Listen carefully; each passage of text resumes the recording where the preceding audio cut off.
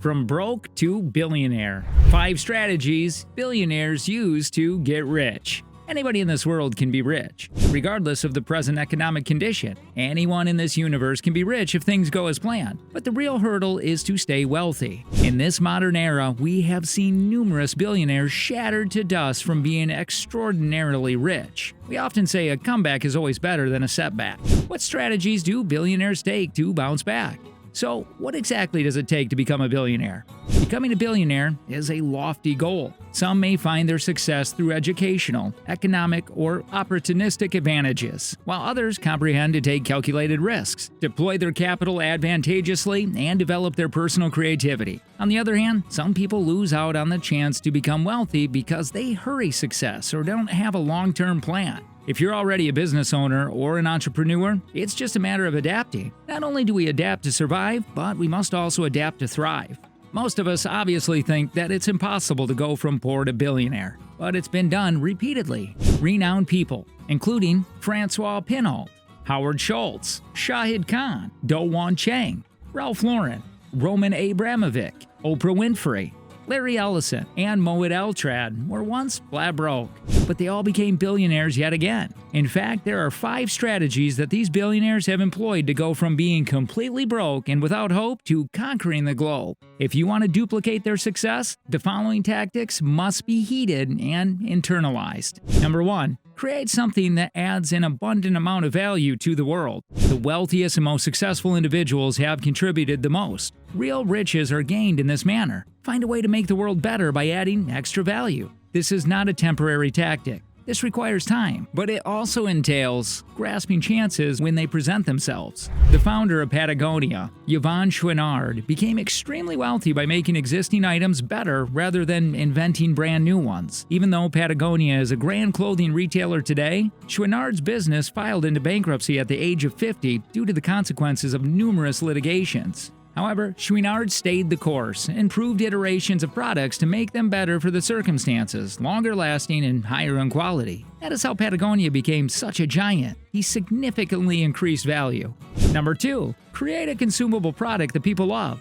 In the consumable sector, there are several industries that are simply exploding. The markets for everything from cold brewed coffee to energy drinks and shots to even electronic cigarettes have started to boom. By the end of 9 years, Manoj Bhargava, the creator of the 5-Hour Energy drink, had grown his company from 2003 startup to over $1 billion in sales. When Howard Paynes entered the e-cigarette market in 2010, he owed $600,000 and had lost his home due to a short sale. He quickly grew the market to over $100 million in sales in just 1.5 years. A few years later, the business was acquired by Japan Tobacco International, a massive corporation with 27,000 employees and $20 billion in yearly revenue. Despite having no experience in the field, Paynes and Bhargava did what was necessary to see things through, traveling and residing in Shenzhen, China, where the business improved its distribution and product processes. Howard has become one of South Florida's wealthiest men as an ardent vehicle collector with a collection of rare and exotic hypercars worth close to $15 million. John Paul de Horia was not only once broke but also homeless and has even lived in his car with his son. Well, he did the unimaginable too. He created salon-quality goods and sold them door to door. Every day, he took action and kept his attention on quality. He built Paul Mitchell Systems into an industry giant at the age of 36, using a $700 loan and living in a car with his son. As a result, he became one of the richest men in the world. It's all about knowing what people want and taking advantage of the apt market, period, it seems.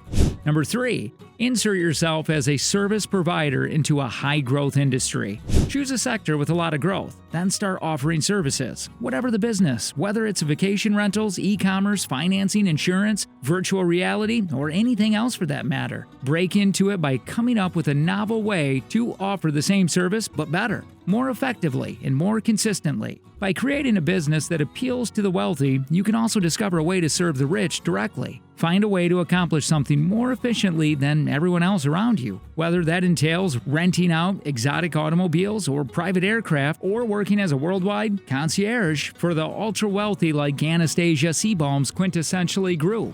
And we have had so many examples in this scenario. After deregulation took root, XL Communication founder Kenny Trout became a long-distance reseller and used the multi-level marketing strategy to sell over 200,000 franchises. This strategy helped him succeed in the early telecom business. Trout, who grew up as a bartender with his father, never had a lot of money. Early on, he sold life insurance and pioneered his entry into a sector with tremendous growth. The three founders of Airbnb, Brian Chesky, Nathan Blecharczyk, and Joe Gebbia, who were all once broke, watched the company develop from obscurity and air mattress rentals into a global giant. Airbnb paved the way. Vacation rentals had already begun to take off, with Vrbo being the first. Yet Airbnb excelled in it.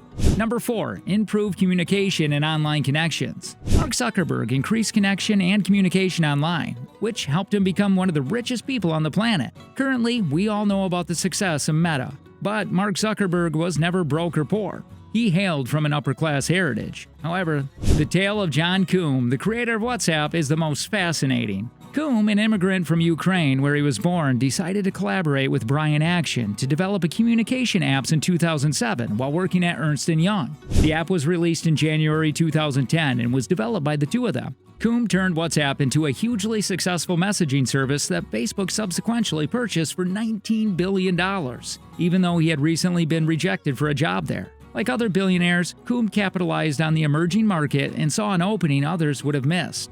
Finally, invest in real estate and grow your portfolio over time. For the richest people on earth, real estate was always proved to be a platform. You have a few lessons to learn if you believe that generating money in real estate is impossible, especially if you don't have any money to begin with. Even today's biggest real estate tycoons had humble beginnings. It is referred to as creative financing and wholesaling. Once you comprehend it, it can spur significant growth. Another wealthy real estate investor, Carl Burge, was raised by his mother, a teacher, after losing his father at a young age. He met the largest home builder in the country while working at a hotel, and after he finished college, he was given the opportunity to oversee his mortgage business. Take the example of Leon Charney. He wisely invested in real estate and eventually became a billionaire. But because he was the son of two immigrants, his family was left bankrupt once his father passed away.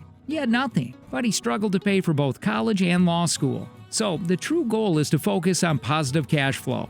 Like Robert Kiyosaki, iconic Rich Dad Poor Dad in series, work seriously on creating assets rather than liabilities. Whether you want to be a billionaire or just a millionaire, real estate will give you a solid foundation from which you can evolve.